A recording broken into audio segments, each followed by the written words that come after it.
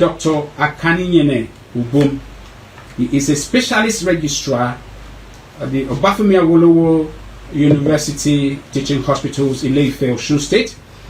He is president, World Association of Trainees in Obstetrics and Gynecology, WATOC.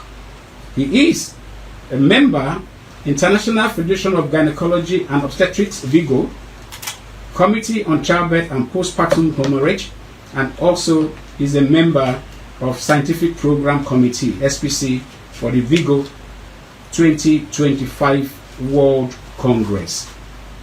I was blessed to be linked up to this young man whose profile, when I asked for his brief profile, I was sent a 25-page brief profile, and when I further asked, I said I wanted a brief one.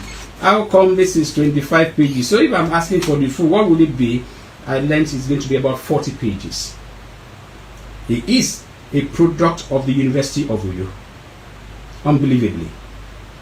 At a very young age, he is leading the entire world in the medical profession, the area of his specialty. And I'm trying to reach out to him. I hope he is there to join us, and that will be wonderful, because we will just take him on certain issues. It is ringing. Oh, awesome. Please get the we have him. Yes, we have you here. Let's get this out. Can you hear me? Very well, very well. Beautiful. You're welcome to Open Forum with Citizen MKO. And then we have time constraints, because it's not really easy to use 1 hour to do the kind of things that we do. I would have loved to take your very long profile, but tell us, you are very youthful. You graduated, I think, 2013, and you are leading the world in your area of calling. So please tell us about the inspiration and the secret of your ascension to the global world in medicine. Good morning, MKO. And as you would know, I'm a very proud son of Akwa Ibom, an alumni of the University of Uyo. I graduated there in 2012. Okay. And yeah. Hello. Inspiration is a training. You know, we were trained to always be the best and aim for the best. So proceeding from there, I proceeded for my residency training in ONG at the Obafemi Awolowo University Teaching Hospitals Complex, Ile-Ife. Okay. And completed that training last October, becoming a fellow of the West African College of Surgeons, Faculty of Obstetrics and Gynecology, with special interest in women cancers. So basically, why the choice of ONG, Obstetrics and Gynecology in the first instance, is because from medical school, I had always had the intention of contributing my quota to the advancement of women's health globally. And then I identified that there was a significant area of need in terms of women cancers. Women cancer care is not incorporated in the National Health Insurance Scheme. Okay. There is poor awareness. Screening is not widespread. So most of the women present late and in terminal stages. So because of that, I took a very special interest in women cancers, and I have gone on to do fellowship trainings in women and gynecological cancers variously here in Ghana. I just arrived yesterday for another of such trainings. Okay. So basically, it is just interest to care for women. That is inspiration. The inspiration is quite deep, and your ascension is phenomenal. And I want to take you on possibly just 2 topics. First is that President Donald Trump of the United States of America has cut off AIDS, medical AIDS, particularly funding for HIV and AIDS and malaria, and that is going to put not just Nigeria but other African countries in dire straits. we understand that the American government has put in over 72 billion in aid to about 180 countries, and for Nigeria they are putting $1.01 billion for health and education. Now, as a medical expert, what will be your recommendation to the Akwa Ibom State government, Nigerian government, in fact ECOWAS, AU and every other African bloc? What should they do? Should they declare a state of emergency to see how they tinker with whatever budget they have to be able to address this funding gap? Otherwise, the about 1.9 million people living with HIV/AIDS, we are going to have a pandemic. So what are your thoughts? You can do that maybe in a minute, because we are trying to just bring out solutions. Yes, and there is no doubt Trump announcing the withdrawal of US funding for HIV is a significant global health issue, being that many HIV positive patients are on treatment funded by the US and other similar donors. But for me, I think that while we are debating this, it's also an opportunity for every country, every state, every region to look inward and see how they can self-sustain and self-fund the health care of their women.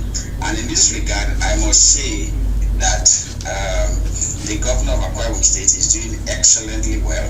In fact, from the creation of the specialist hospital in Uyo, and you are also aware that in the New Year's speech of the governor, he said that in 2025, the specialist hospital will be run as a standalone hospital like Ibom Air.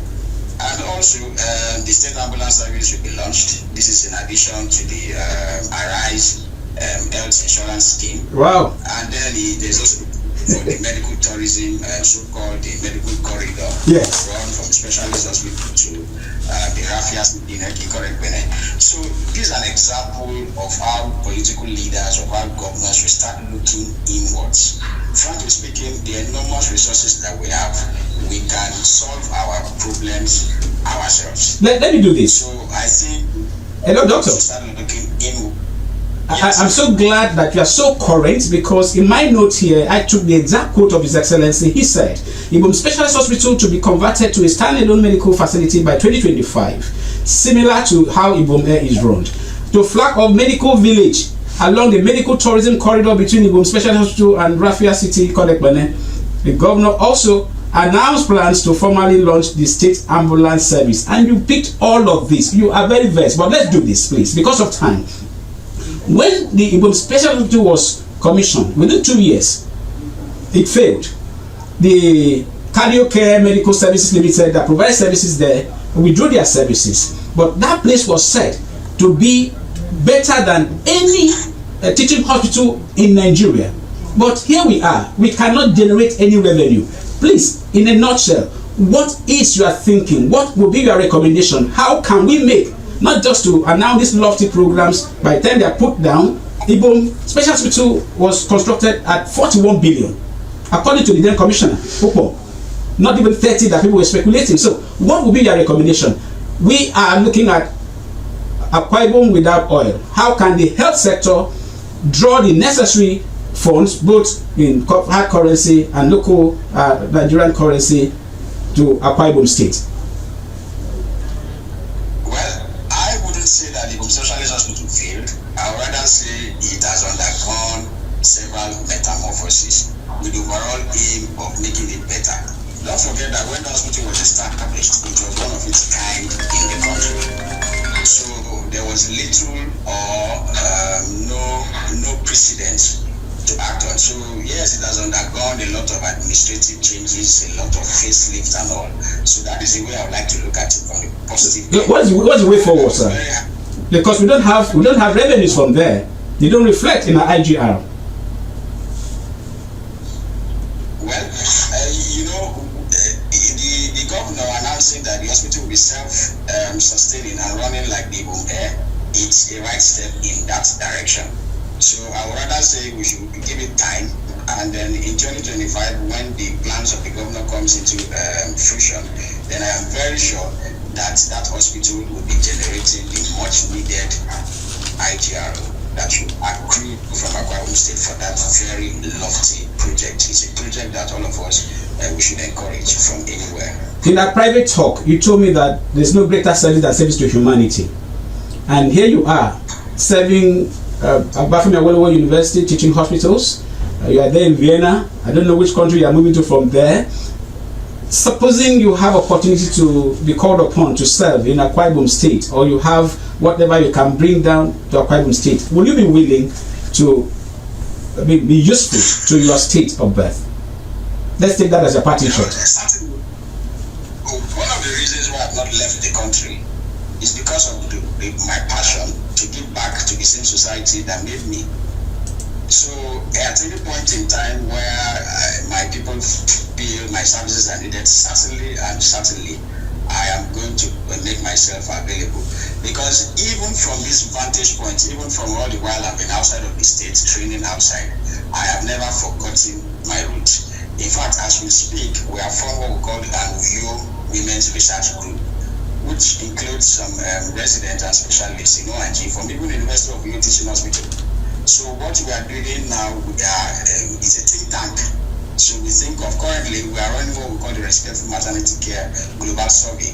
So we are trying to look at how can we improve respectful maternity care, and collaborators and co-authors to that paper, because we are going to publish our findings. We'll include let's do this, doctor. Let's do this. I also have hello, doctor. Application that I've also put up with my teachers and trainers in Uyo. So of course, I am always willing to give back to the University of Uyo, to Akwa Ibom. Thank you. Thank you so very much. Open Forum, actually, about some months ago, while we were hosting distinguished Professor Hilary Young, we raised an advocacy that some of our best brains across the world should be assembled by the state government to see how they can harness, not just to honor them, but see how they can bring something back home. We want to thank you so very much. We'll host you once again. We'll have more time to talk. We run our podcast. We hope to make sure we project the kind of grace God has given to you, just like we do for other people. And I want to thank my brother Mawon Bikan, who stays in Rivers, stays from here. He's one that linked me up to you. We've never known, and because we are looking out for the best, we have to bring you here. So thank you so very much.